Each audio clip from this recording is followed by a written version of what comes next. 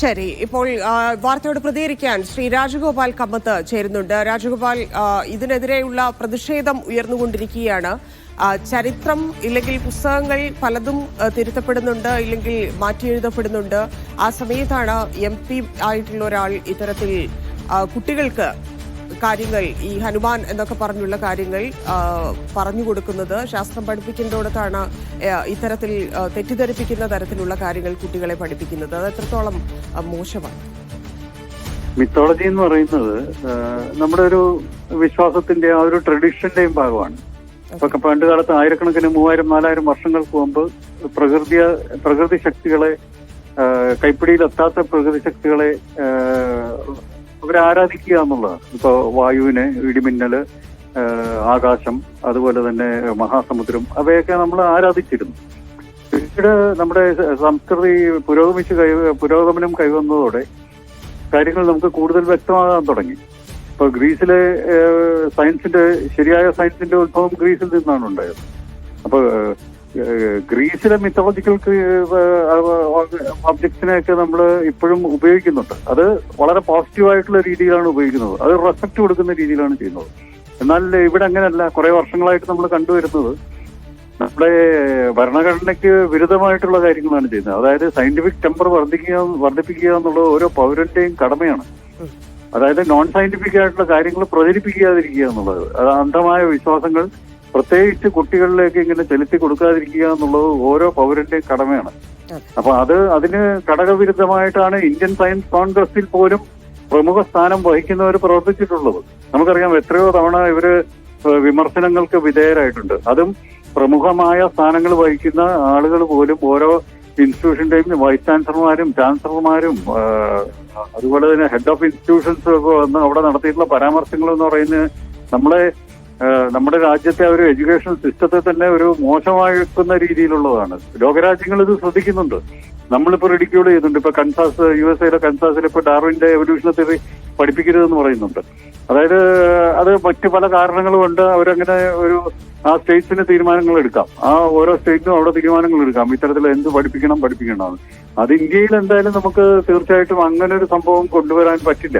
കാരണം ഇത് കുട്ടികൾ എന്ന് പറയുന്നത് ചിന്തിക്കുന്നവരാണ്. കുട്ടികൾ അവരുടെ പാഠ്യ പദ്ധതി എന്ന് പറയുന്നതിനെ ചിന്തിക്കാൻ പ്രേരിപ്പിക്കുന്നതാണ്. പിന്നെ അത് മാത്രമല്ല, അവർക്ക് അവരുടെ പഠിക്കുന്ന കാര്യങ്ങൾക്ക് സപ്പോർട്ട് ചെയ്യാനായിട്ട് ധാരാളം സോഴ്സസ് ഉണ്ട്. പണ്ടത്തെ പോലെയല്ല. ഇപ്പോൾ നമുക്ക് ഇന്റർനെറ്റ് സോഴ്സുകളുണ്ട്. അതുപോലെ റെഫറൻസിന് വളരെ എളുപ്പമുണ്ട്. അവര് ചോദ്യങ്ങൾ ചോദിച്ചല്ലോ. ഇദ്ദേഹം ഇങ്ങനെ പറഞ്ഞപ്പോ തന്നെ അവര് ചോദ്യങ്ങൾ ചോദിച്ചല്ലോ. ഇപ്പൊ മെറ്റഫറിക്കലി ഇത്തരത്തിൽ രീതിയിലൊക്കെ പറയാൻ പറ്റും. മെറ്റഫറിക്കലി മിത്തോളജിക്കൽ ആയിട്ടുള്ള കക്ഷികളെയൊക്കെ വെച്ച് നമുക്കിങ്ങനെ പറയാനായിട്ട് സാധിക്കും. അത് ഒരു തമാശയായിട്ട് മാത്രമേ നമുക്ക് കരുതേണ്ടതുള്ളൂ. ഇപ്പൊ ഇദ്ദേഹം പറഞ്ഞത് വെറും ഒരു തമാശ മാത്രമാണ്. ആ ഒരു തമാശയായിട്ട് മാത്രം കുട്ടികൾ എടുത്തിട്ടുണ്ടാവും. കുട്ടികൾ തന്നെ ഇദ്ദേഹത്തെ റിഡിക്യൂൾ ചെയ്തിട്ടുണ്ടാവും. ഇപ്പോ നാഷണൽ ലെവലിൽ ഒരു റിഡിക്യൂൾ ആയില്ലേ, ഒരു MP ആയിരുന്ന ഒരാളല്ലേ അദ്ദേഹം. അപ്പൊ അങ്ങനെ ഒരിക്കലും അദ്ദേഹം അങ്ങനെ ചെയ്യാൻ പാടില്ലായിരുന്നു. പ്രത്യേകിച്ച് പ്രധാനപ്പെട്ട ഒരു ദിവസമാണ് അദ്ദേഹം പോയി ഇത്തരത്തിലുള്ള ഒരു പ്രസ്താവന നടത്തിയത്. അതും കുട്ടികളുടെ അടുത്ത്, സയൻസ് പഠിക്കുന്ന കുട്ടികളുടെ അടുത്ത്. അപ്പൊ ആ രീതിയിലുള്ള കാര്യങ്ങൾ അവോയ്ഡ് ചെയ്യാൻ വേണ്ടത്. പുരോഗമിക്കുന്ന ഒരു സമൂഹത്തിന്, പുരോഗമിക്കുന്ന ഒരു സംസ്കൃതിക്ക് ഒട്ടും അനുയോജ്യമല്ലാത്ത രീതിയിലുള്ള പ്രസ്താവനകളാണ് കുറെ നാടുകളായിട്ട് ചില വ്യക്തികൾ നടത്തിക്കൊണ്ടിരിക്കുന്നത്. അപ്പൊ അതിപ്പോ കേടുവന്ന ഒരു 10 പഴങ്ങൾ എടുക്കുകയാണെങ്കിൽ ഒരെണ്ണം കേടുവന്നിട്ടുണ്ടാവും. എനിക്കും അത്തരത്തിലുള്ള ഒരു കേടുവന്ന ഒരു പഴമായിട്ട് അല്ലെങ്കിൽ ഒരു ഫലമായിട്ട് വിചാരിച്ചാൽ മതി. ഇത്തരത്തിലുള്ള 1-2 ഫലങ്ങൾ ഇങ്ങനെ കേടുള്ളതുകൊണ്ട് അത് ഇടയ്ക്കിടയ്ക്ക് ഇങ്ങനെ ഓരോ പ്രസ്താവനകൾ നടത്തുന്നത് നമുക്ക് കേൾക്കാം അവിടെയും ഇവിടെയൊക്കെ. അപ്പൊ അതിനെ ഒരു തമാശയായിട്ട് മാത്രം കണ്ട് തള്ളിക്കളയുകയാണ് വേണ്ടത്. അല്ലെങ്കിൽ ഇതിനെതിരെ ശക്തമായിട്ടുള്ള ഈ ഭരണഘടനക്കെതിരായിട്ടുള്ള രീതിയിൽ പ്രവർത്തിച്ചു എന്നുള്ള രീതിയിലുള്ള ഒരു സ്ട്രോങ് ആയിട്ടുള്ള സ്റ്റേറ്റ്മെന്റും വരണം. മീഡിയയിലും മറ്റ് എല്ലാം ഈ രീതിയിലുള്ള സ്റ്റേറ്റ്മെന്റ് വരണം ശരിക്കും. എന്നാൽ മാത്രമേ ഇത്തരക്കാരെ നമുക്ക് ഇനിയും ഇത്തരത്തിലുള്ള പരാമർശങ്ങളിൽ നിന്ന് ഒഴിവാക്കി നിർത്താനാകുന്നുള്ളൂ. ഇത് പക്ഷേ നമുക്ക് ഒരു പരിധിവരെ പറ്റുകയുള്ളൂ. ഇത് നമ്മളിപ്പോ മീഡിയയിൽ വന്നതുകൊണ്ടും ഇത്ര ജനശ്രദ്ധ ആകർഷിച്ചുകൊണ്ടുമാണ് പല സ്ഥലങ്ങളിലും ഈ രീതിയിലുള്ള കാര്യങ്ങൾ പ്രചരിപ്പിക്കുന്നുണ്ട്. പല ആളുകളും പ്രചരിപ്പിക്കുന്നത്. കേരളത്തിലുമൊക്കെ നടക്കുന്നുണ്ട് ഇതുപോലെ കാര്യങ്ങൾ. ഇത്തരത്തിലുള്ള വിശ്വാസങ്ങൾ പ്രചരിപ്പിക്കുക, അന്ധമായ വിശ്വാസങ്ങൾ പ്രചരിപ്പിക്കുക, പഴയ കാര്യങ്ങളുമായി. അവർക്ക് മൈത്തോളജി അറിയത്തില്ല, സയൻസും അറിയത്തില്ല. അതാണ് അതിന്റെ ഏറ്റവും വലിയ തമാശ. അവർക്ക് മിത്തോളജിയെ കുറിച്ച് ഒരു ധാരണയില്ല, സയൻസിനെ കുറിച്ചും ധാരണയില്ല. അപ്പൊ വെറുതെ ഇങ്ങനെ പറയുക എന്നുള്ളതാണ്. അപ്പൊ ഓരോ കാര്യങ്ങൾ ഇങ്ങനെ പറഞ്ഞു ധരിപ്പിക്കുക എന്നുള്ളതാണ്.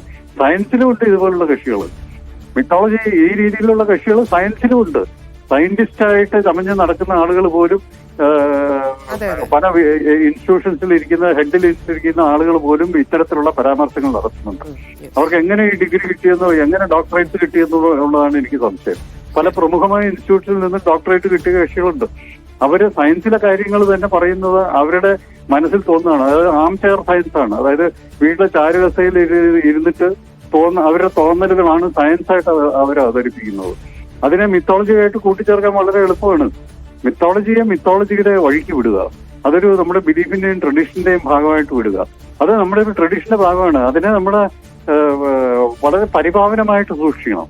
അതേപോലെ തന്നെ സയൻസിനെയും നമ്മൾ പരിപാവനമായിട്ട് സൂക്ഷിക്കണം. അത് കുട്ടികളെ ആ രീതിയിൽ മുന്നോട്ട് പോകാനായിട്ട് പ്രേരിപ്പിക്കുകയും വേണം. അത് കുട്ടികളെ എനിക്ക് വളരെ നല്ല വിശ്വാസമുണ്ട്. കാരണം കുട്ടികൾ ചിന്തിക്കുന്നവരാണ്. ഇപ്പോഴത്തെ കുട്ടികളെന്ന് പറയുന്നത് വളരെയധികം നല്ലപോലെ ചിന്തിക്കുന്നവരും വളരെ അഡ്വാൻസ്ഡ് തിങ്കിങ് ഉള്ള ശേഷിയുള്ള കുട്ടികളാണ്. അവരിൽ എനിക്ക്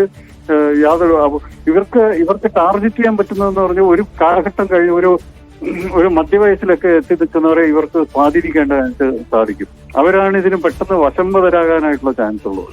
അപ്പൊ ഇത്തരം കാര്യങ്ങൾ ഒഴിവാക്കുക എന്നുള്ളതാണ്. വളരെ ശക്തിയായിട്ട് പ്രതികരിക്കണമെന്നുള്ളതാണ് എന്റെ ഒരു അഭിപ്രായം. മീഡിയ ഇതിനെതിരെ വളരെ ശക്തമായിട്ട് പ്രതികരിക്കണം.